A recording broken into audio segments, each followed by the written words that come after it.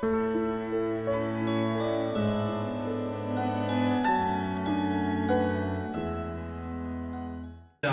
અંદર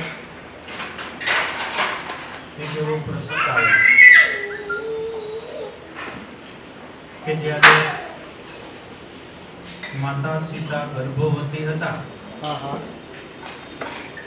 ત્યારે વશિષ્ઠ મહારાજે ભગવાન રામને એવું કહ્યું કે આપણે અયોધ્યાની અંદર બ્રહ્મક્ષત્ર રચ્યું. ગુરુ વશિષ્ઠની આજ્ઞાથી ભગવાન રામે એ વખતના જે ઋષિમુનિઓ હતા, વાલ્મીકીજી, વશિષ્ઠ મહારાજ, વિશ્વામિત્ર, ભારદ્વાજ ઋષિ, એવા જે ઋષિમુનિઓ હતા એ બધા ઋષિમુનિઓને બોલાવી અને એમ કહેવાય કે બ્રહ્મક્ષત્ર રચ્યું. આપણને એમ થાય કે વળી બ્રહ્મક્ષત્ર રચ્યું એટલે શું? પણ એ સમયે માતા સીતાજીને બિરાજમાન કર્યું અને બધા ઋષિ મુનિઓએ તત્વની ગણતરીથી બ્રહ્મનું નિરૂપણ કર્યું. તો શાસ્ત્રથી આપણને એમાંથી સાર આપણને એ મળે કે જ્યારે બાળક માતાના ગર્ભની અંદર છે ત્યારથી જ જો એવી માતાની સાત્વિક પ્રવૃત્તિઓ હોય તો એની 1% નહીં પણ 100% અસર બાળક ઉપર થાય.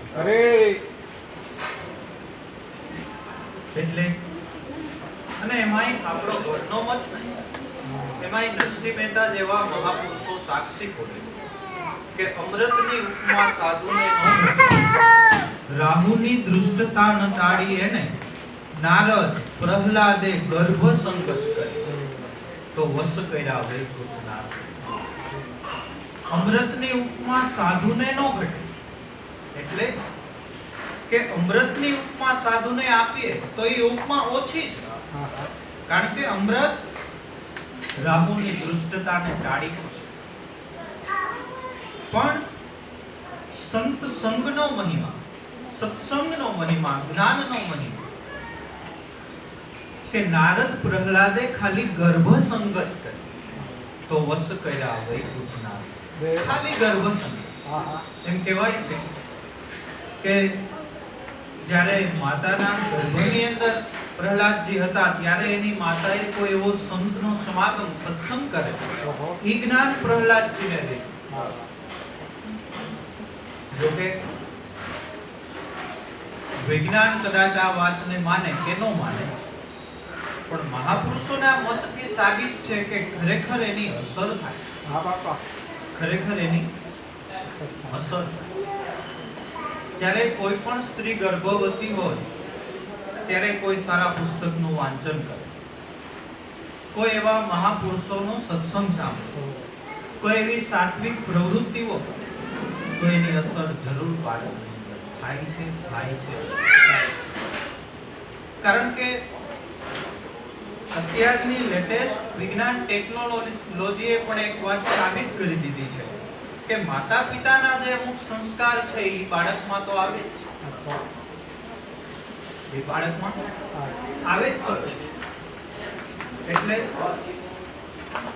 અમૃતની ઉપમા સાધુને નો ઘટે, રાહુની દુષ્ટતા ન ટાળીએ.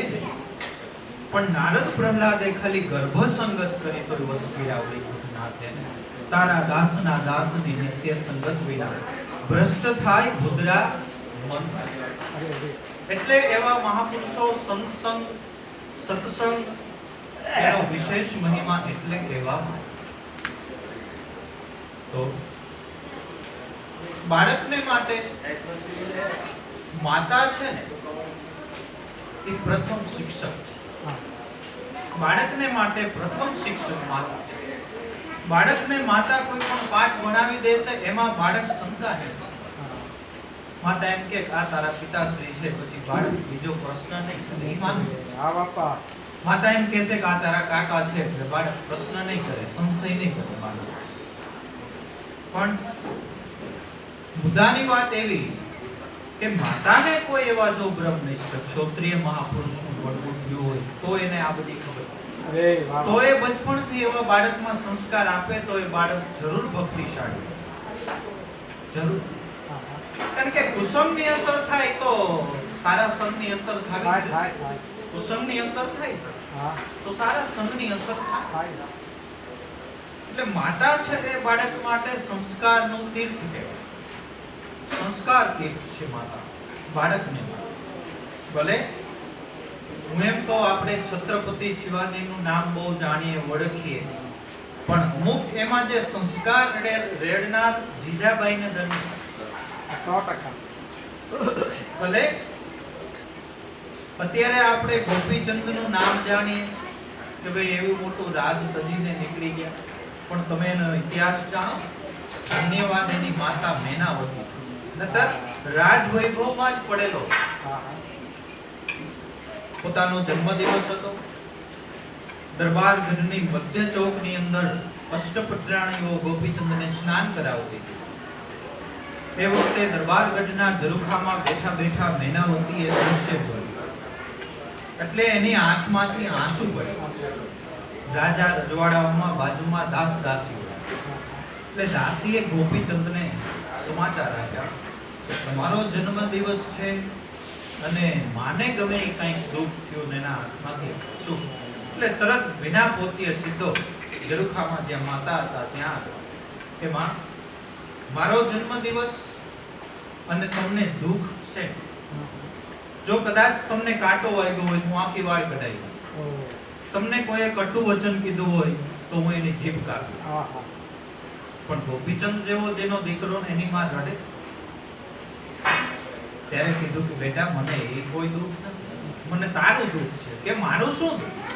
મારું નિષ્કંટક રાજ છે, કોઈ વેરી નથી, અષ્ટપટરાણીઓ છે, શરીર સબર છે. ગોપીચંદ એટલે એમ કહેવાય કે જેની સૂર્યના કિરણની સાથે જેની કાયા હરીફાઈ કરે એવું જેનું.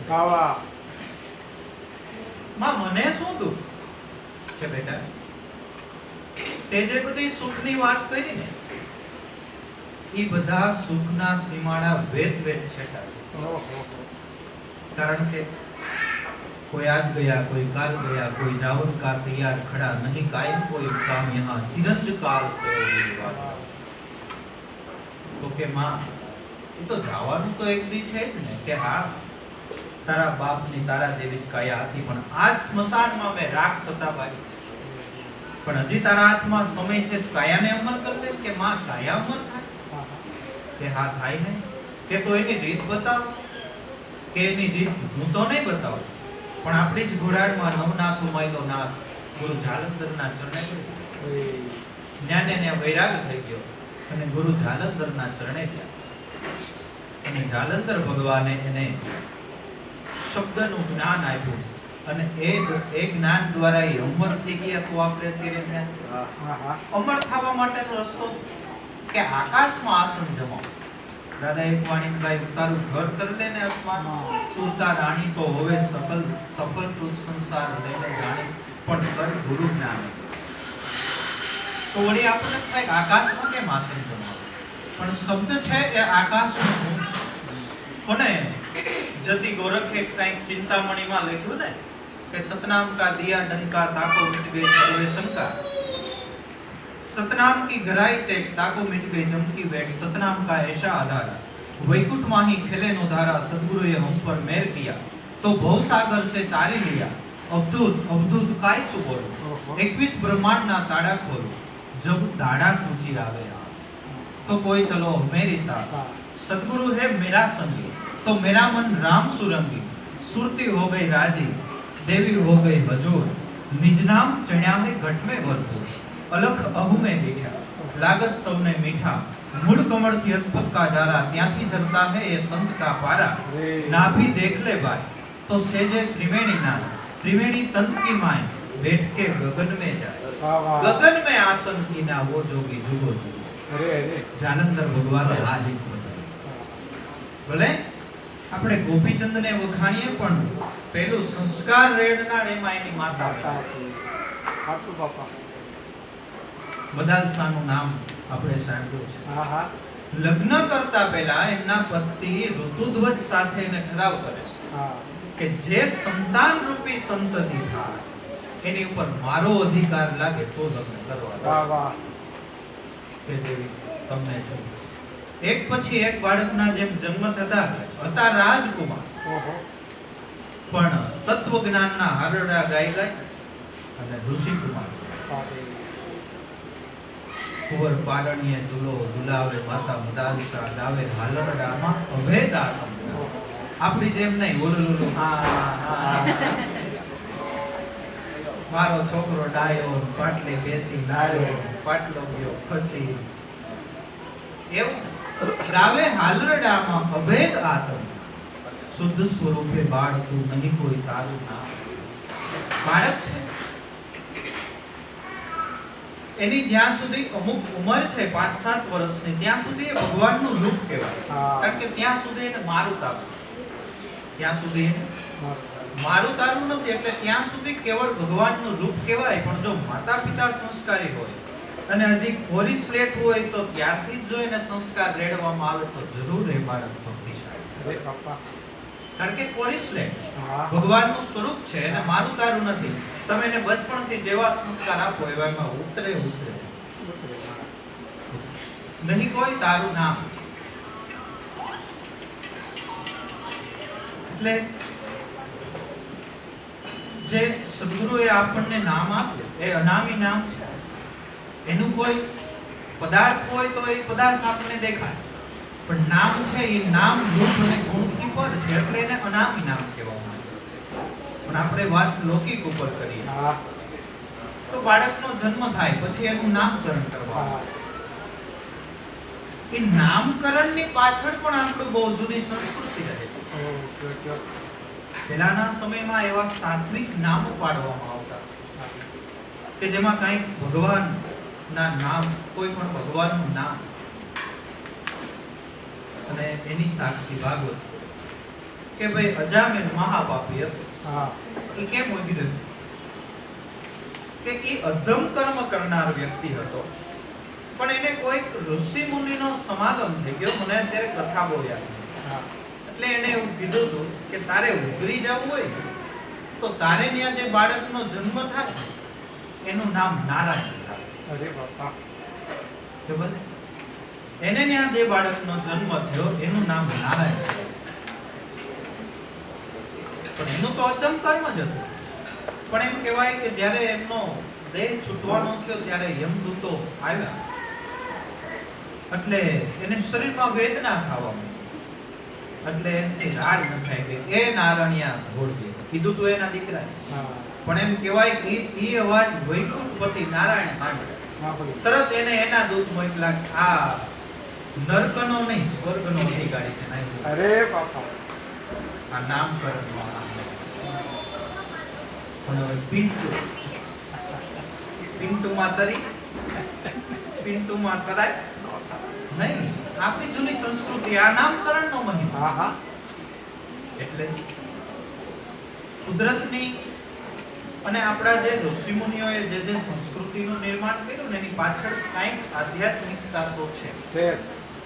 કાંઈક એની પાછળ આધ્યાત્મિક. પછી બીજું તમે જો તો જન્મતાની પહેલા કુદરત એટલું ધ્યાન રાખે કે પ્રસવ થવા પહેલા પૈકી માના સ્તનમાં રચી દીધું. એ કામ કર્યું એને તારા આહારનું માટે કાયા છે ત્યાં સુધી ઘરને સમરણ કીર્તન. અરે બાપા. આપણો જન્મ થાય ને આપણો જન્મતાની સાથે ખોરાક તૈયાર ન હોય તો આપણે કુદરતને કેસ કરવાના, આપણે કઈ ફરિયાદ કરવાના. પણ એની દયા આપણે એમ થાય અરે ભગવાન ક્યાં હશે, ભગવાન ક્યાં હશે. અરે ભગવાન પોતે જ આપણું પોતાનું રક્ષણ કરી કરે. પ્રસવ થવા પહેલા પૈ કીધું માના સ્તનમાં રચી દીધું. જન્મતાની પહેલા માના સ્તનમાં બાળકનો ખોરાક. અરે બાપા. એ કામ કર્યું છે એને તારા આહારનું કાયા છે ત્યાં સુધી ઘરને સમરણ કીર્તન. બીજું કે આપણે કથા ગવાય ગઈ ને સંભળાય ગઈ કે ભક્ત પ્રહલાદનું બળબડતા અગ્નિમાંથી ભગવાને ભક્ત પ્રહલાદને ઉગાય. પણ ખરેખર એક દ્રષ્ટિએ વિચારો ને તો પ્રહલાદને તો કદાચ એક દિવસ પણ આપણને બધાને 9 માસ બળબડતા અગ્નિમાં થયા. અરે જઠરા અગ્નિમાં એલા તને જુગતીથી રાખ્યું. એક બે દિવસ નહીં, 9 માસ નિર્ધા. હા બહુ સ્તુતિ કીધી અલબેલાની, તઈ બાય ધર્યો અવતાર, ત્યાં પાછો મોયો માયા. અરે બાપા માતાના ગર્ભની અંદર 9 માસ સુધી નકર જે ખોરાક બફાઈ જાય છે તો બાળકની બફાઈ જવું હા 100% કુદરતની કાળજી. કુદરતની હાલ કાળજી છે. ઈશ્વર ક્યાંય ખોવાઈ ગયો નથી. ઈશ્વર આપણામાં જ છે અને આપણા ગઢમાં બેઠો બેઠો આપણું ધ્યાન રાખે છે, પણ આપણે ખબર એના ઉપકારની આપણે ક્યારેય વિચાર નથી કર્યો એટલે આપણે ખબર નથી નતર એના વગર પાંદડું નથી હતી શકતું. એના વગર પાંદડું. એટલે કીધું જઠરાગ્નિમાં તને જુગતેથી રાખે, 9 માસ નિર્ધા. સ્તુતિ કીધી અલબેલાની, ત્યારે બાદ ધર્યો અવતાર, ત્યાં વળી પાછો મળી. માતાના ગર્ભની અંદર એમ કહેવાય કે પૂર્વે જ્ઞાન હોય છે હા અને પરમાત્માને સ્તુતિ કરતો હોય કે એક વખત આ રક્તપાસમાંથી જો એના તો મને મુક્ત કરી દે ઓહો તો કેવળ તારું. પણ થયું કેવું કે જન્મ ધર્યો, માયા લાગી એટલે બાલાપણ ખેલનમય થતો, યુવાનીને કામબોસ મોયો, બુઢાપે ખાટ પર સોયો, આમ ઉમરિયા વીત જાતી હે. એના કરતા કરી લેને ભજન ગુરુનું યાર વાહ અરે બીજી કુદરતની ખૂબી કે તમે વિચાર કરો, એની પાસે વિભા કેટલા. ઓહો જ્યારથી સૃષ્ટિનું નિર્માણ થયું ત્યારથી મનુષ્ય જાતિ એમનો પરંપરાગત ચાલી આવે છે. હા હા એકનું એક બીજું, બીજી વાત બીજી વાત નહીં એ સમતોય ભાઈ અપરંપાર ધણીએ બેડલી બનાવી. વળી સર્વની શાન અને ભાન જુદી. ધન્ય છે આ કારીગર ઘરનારને, કેવી કરી દીધી એને આમાં ખૂબી. કોઈના ગળવામાં નો આવે, ભલી કહે એની કાંઈ. અરે ભલે હું તમને એમ કહું લુવાર ઘાટ ઘડે પણ એને લોભું દેખાય છે. સુતાર લાકડાનો ઘાટ ઘડે પણ લાકડું દેખાય છે. દેખાય છે અને કુદરત કરવામાં નો આવવા દે, કરતા છતાં અકર્તા પદમાં દે અને સુંદર મજાનો માતાના ગર્ભની અંદર મનુષ્ય દેહ ઘડી છે. એટલે કોઈ સંતોએ ગાયું કુદરત તું છો વિજ્ઞાન. કુદરતની કળા એનું વિજ્ઞાન. એના માટે તો કદાચ આપણે ઘણી ઘણી હજારો વર્ષ કામે લાગીએ તો ત્યાં સુધી તો નો જ પહોંચે. ન પચાસ ન પહોંચે. અપરંપાર ધણીએ બેઠે બનાવી. એક જ માતા પિતાના તેથી 3 સંતાન હોય, ત્રણેયના રૂપો અલગ ત્રણેયની વિચારધારા અલગ, શાનબાન જુદી. એની પાસે વિભાગ અપરંપાર ધણીએ આવી બેઠી બનાવી.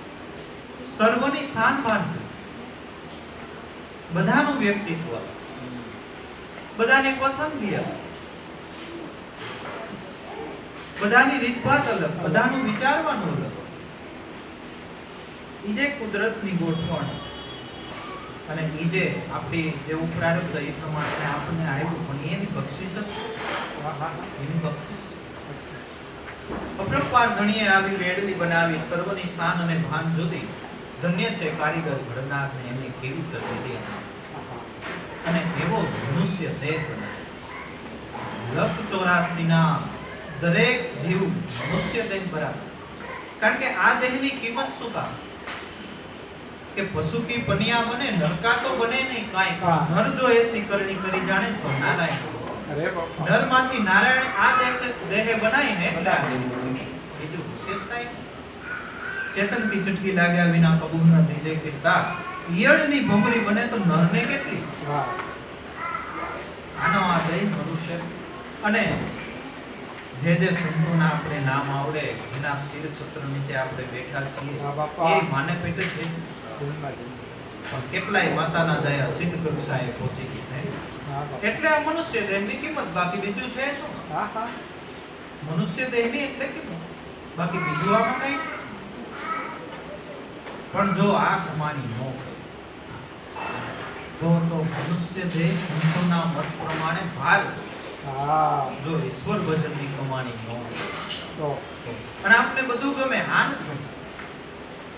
કબીર સાહેબ પાસે 2-4 મજૂર કે સાહેબ હમણાં કઈ કામકાજ આવતું નથી તમારી આજીવિકા અટકી ગઈ છે, કબીર સાહેબ કે કામ કરો, તમારી ઘરે આવતા રહ્યો અને તમને હું એક એક માળા આપી દઉં, આખો દિવસ તમારે માળા ફેરવી ભગવાનનું ભજન કરવાનું, તમે આખો દિવસ કામ કરો એવું મજૂરી તમને આપી દઉં. આવ્યા 2 દિવસ થયા, 3 દિવસ થયા, કબીર સાહેબને કે આમ કઈ કામ થોડુંક હરફરવાળું કઈ કામ, થોડુંક હરફરવાળું કામ.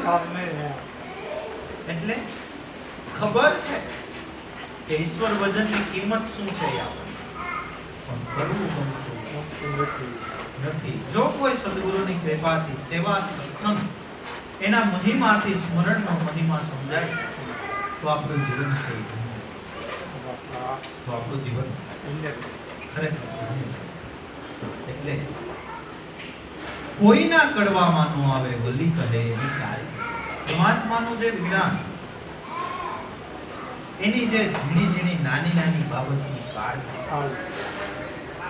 એવો કારીગર કશે થાય.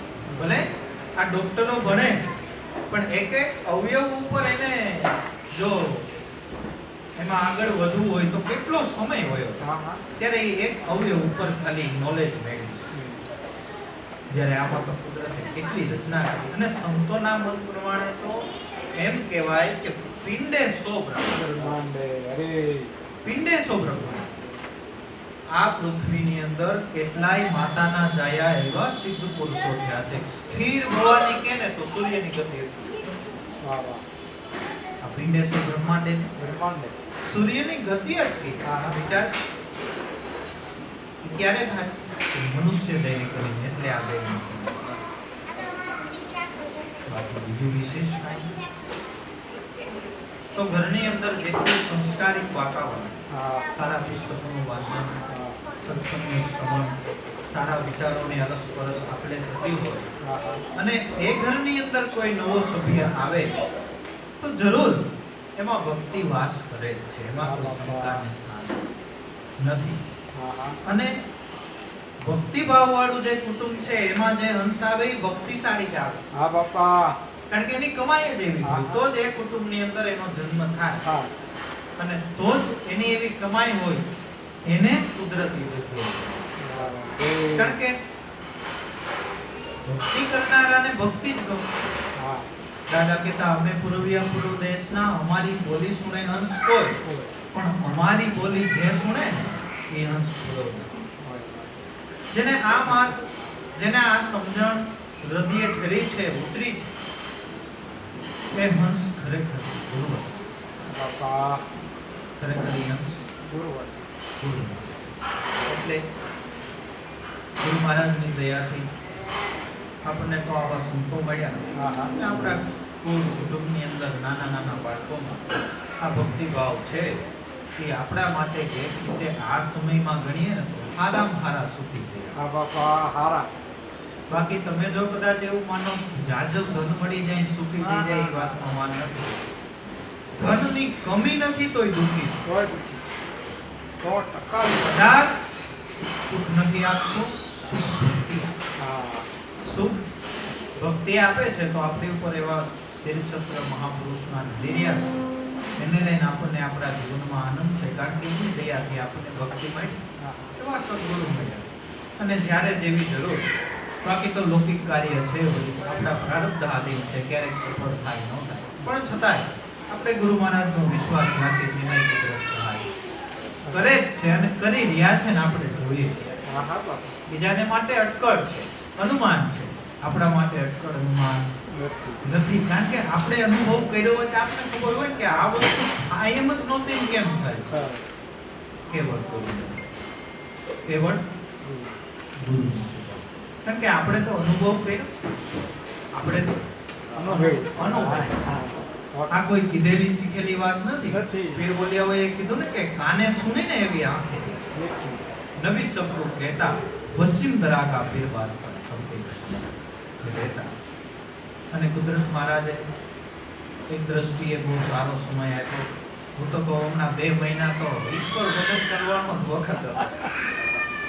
જેને કર્યું, જેને એ સમય લેખે લગાડ્યો એને ધન્ય છે. બાકી તો જે જેની પ્રવૃત્તિ, આવો સમય મળ્યો કોઈ પેટી તબલા શીખ્યા, ભજન શીખ્યા, અને કોઈ બેઠા બેઠા ટીવી જોઈ, હા એના ભાવની વાત છે. વાત છે.